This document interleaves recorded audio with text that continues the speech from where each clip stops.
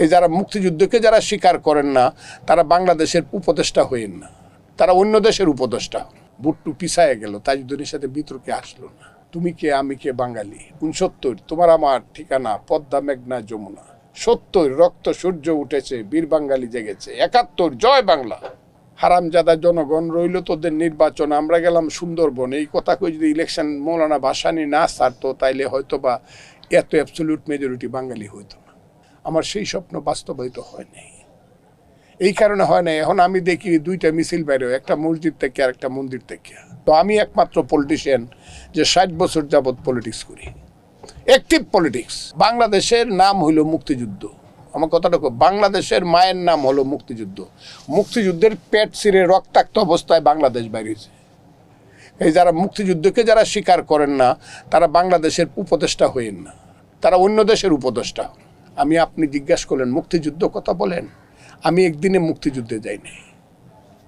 আমি মুক্তিযুদ্ধ হয়েছে 1969 সনের 14ই নভেম্বর সিরাজুল আলম খানের হাতে ইকবাল হলের বড় পুকুরের পারে বৈশা, পোস্তার পারে বৈশা, সুবে সাতেকের সময় এই আঙ্গুলের রক্ত দিয়া আমি শপথ করে মুক্তিযুদ্ধ হয়েছে।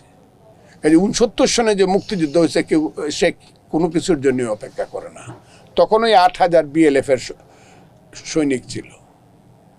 যদিও সিরাজুল আলম খানরা মারা গেলে পরে একদিনের জন্য শোক তো দূরের কথা, একটু কালো পতাকাও দেখায় নাই। যা হোক, সেটা ভিন্ন কথা। সেই মুক্তিযুদ্ধে আমি গেছি। কখন গেছি? আমি 64 সনে SSC পাস করছি। আমি চ্যালেঞ্জ করলাম, অ্যাক্টিভ পলিটিশিয়ানদের মধ্যে 2-3 জন জীবিত আছে, কেউ জেলে, কেউ মরার পথে, কিন্তু আমি একমাত্র পলিটিশিয়ান যে 60 বছর যাবৎ পলিটিক্স করি, অ্যাক্টিভ পলিটিক্স, এবং সব দেখছি বাংলার, এবং মূল স্রোতে ছিলাম। সেই ফজলুর রহমান, আমি আজকে খুব ক্লিয়ারলি বলছি, 66 সনে বঙ্গবন্ধু যখন 6 দফা দিল, আইয়ুব খান যখন অস্ত্রের ভাষায় কথা বলল, বুট্টু যখন চ্যালেঞ্জ করলো, তাজউদ্দিন যখন বুট্টুকে পাল্টা চ্যালেঞ্জ করলো, তাজউদ্দিন আহমদ ঠিক আছে আসো বিতর্ক করি, তখন আইয়ুব খানকে গিয়ে বুট্টু বলল, বিতর্ক তো শেখ মুজিবুর রহমানের সাথে করতে কোনো অসুবিধা নাই, কিন্তু তার পাশে যে ব্যাগ লয়ে একটা লোক বসা থাকে তার নাম তাজউদ্দিন, তার রাইকা বিতর্ক করা বড় কঠিন। কাজে সেই বিতর্কটা আর হয় নাই। বুট্টু পিছায় গেল, তাজউদ্দিনের সাথে বিতর্কে আসলো না। সেই 66 থেকে স্লোগান শুরু হইল, মনুমিয়ার রক্ত, 7ই জুন তুমি কে আমি কে বাঙালি, 69 তোমার আমার ঠিকানা, পদ্মা মেঘনা যমুনা, 70 রক্ত সূর্য উঠেছে, বীর বাঙালি জেগেছে, 71 জয় বাংলা। এইভাবে আগাইছে যুদ্ধটা।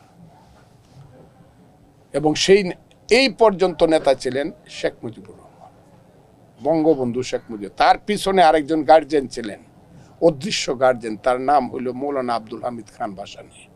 70 সনে যদি মৌলানা আব্দুল হামিদ খান ভাসানীর দল গোপনে ইলেকশনটা ছাইরা, হারামজাদা জনগণ রইল তোদের নির্বাচন, আমরা গেলাম সুন্দরবন, এই কথা কই যদি ইলেকশন মৌলানা ভাসানী না ছাড়তো তাইলে হয়তো বা এত অ্যাবসলিউট মেজরিটি বাঙালি হইতো না। এই যে মৌলানা ভাসানী একটা মারাত্মক, যে কারণে উনি মুক্তিযুদ্ধে গেছে। সেই মুক্তিযুদ্ধ আমি গেছি এপ্রিল মাসে, জুন মাসে প্রথম যুদ্ধ করছি তামাবিল জাফলংয়ে, তারপরে ভিতরে অনেক যুদ্ধ করছি। আমার শেষ যুদ্ধ হইল মেঘনা নদীর সেই কালনি কুশিয়ারার পারে কাটকাল নামক জায়গাতে। আমরা 3 জন মিলে, আমি, নিহারেন্দু দেবনাথ এবং আবু তাহের ঠাকুর, আমরা 3 জনে মিলে, এবং আরও অনেক আছে, কাকালচেওর তখন চেয়ারম্যান ছিল নুরুল হক ভুইয়া, তার ভাই মেজবা ভুইয়া, রইসুদ্দিন কাটকালের, ইউসুফ, আমরা শত শত লোককে লাইং ডাউন করায় শুধু 3 জন, 2 জনে LMG দিয়ে ফায়ার করে আমরা 169 জন আর্মি মারছিলাম।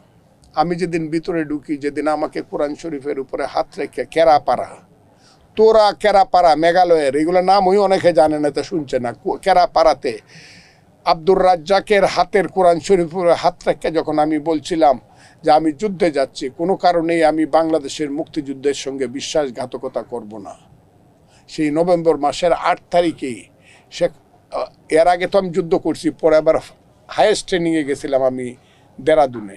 সেইখান থেকে আইসা যখন আবার 103 জন মুক্তিযোদ্ধাকে নিয়ে ভিতরে ঢুকে, তখন কোরআন শরীফুদ্দের শপথ যখন করি, কানে কানে আব্দুর রাজ্জাক এবং মেজর দামি ছিল আমাদের ইন্ডিয়ান পার্টের লিডার মুজিব বাহিনীর, কানে কানে বইলা দিছিল, within December the Bengal will be liberated, Bangladesh will be liberated. আমি তখন থেকে জানি, আমার মাথার মধ্যে আছে। কাজে আপনি যে প্রশ্নটা করছেন এটা আমি নভেম্বর থেকে জানি বাংলাদেশ ডিসেম্বর মাসের মধ্যে স্বাধীন হবে। কারণ সেই কথাটা আমাকে আব্দুর রাজ্জাক, আমার কমান্ডার, এবং লেফটেন্যান্ট কর্নেল দামি, মেজর দামি করছি, তার তখন প্রমোশন হয়েছে, লেফটেন্যান্ট কর্নেল দামি আদুগিরির ডাক বাংলাতে বৈশা আমাকে বলে দিল, আমাকে একা নিয়ে গেল। আদুগিরি, এখনো ইন্ডিয়াতে যান গারো পাহাড় অঞ্চলে দেখবেন আদুগিরি খুব বিখ্যাত যায়। সেইখানে আমাকে 3 দিন তারা দুইজনে মিলে আমাকে জ্ঞান দিল, অস্ত্রের জ্ঞান না, অস্ত্রের জ্ঞান তো আমি আগে, আমার মানসিক জ্ঞানটা, রাজনৈতিক জ্ঞানটা তারা 3 জনে মিলে ফাইনাল দিল। যে স্বপ্ন নিয়ে যুদ্ধ করলেন সেই স্বপ্ন বাস্তবায়নের বাধা কোথায়, বা বাস্তবায়ন কি হয়েছে?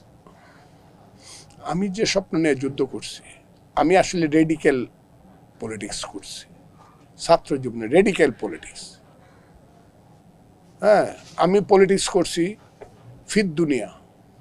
পলিটিক্স মানে হলো ধর্মনিরপেক্ষতা, পলিটিক্স মানে হলো গণতন্ত্র, পলিটিক্স মানে হলো সমাজতন্ত্র, পলিটিক্স মানে হলো জাতীয়তাবাদ, পলিটিক্স মানে হইল অসাম্প্রদায়িকতা। হিন্দু নয় ওরা মুসলিম, জিজ্ঞাসা কোনো জন, কান্ডারি বলো ডুবিছে মানব। আমি সেই পলিটিক্স, মানব সন্তান আমার, আমি সেই পলিটিক্স করছি। আমার সেই স্বপ্ন বাস্তবায়িত হয় নাই, এই কারণে হয় নাই। এখন আমি দেখি 2টা মিছিল বাইরে, একটা মসজিদ থেকে আর একটা মন্দির থেকে।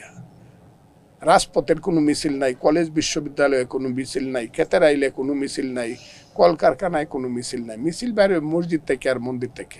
আমার স্বপ্ন এখনো বৃতাই গেছে, স্বপ্ন পূরণ তো অনেক পরে। এখন তো বিজয়ের নাম ওই কেউ লয় না, বিজয় দিবসের নাম কেউ নেয় না এখন। না পারতে শুধু ওই নির্দিষ্ট দিনটাতে ওই যারা এখানে বৈশা রয়েছে ফ্ল্যাগ লয়ে, আর নির্দিষ্ট দিন যাতে মনে করি এটা প্রশ্ন উঠতে পারে, কাজে ল যায় একটু খেলাধুলা করে আসি। কাজে বিজয় অনেক দূরে চলে গেছে। বিজয়ের মা মারা গেছে বলবো, এখনো বলবো না।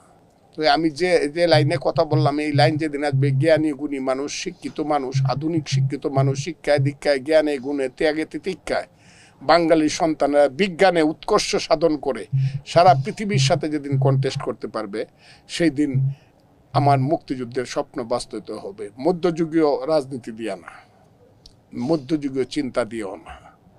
মধ্যযুগের চিন্তা দিলে আফগানিস্তান হতে পারবো আমরা, এটা ঠিক আছে, ইরাক হইতে পারবো, আমরা অন্য কিছু হইতে পারবো, কিন্তু বিজয়ের স্বপ্ন বাস্তবায়ন হবে।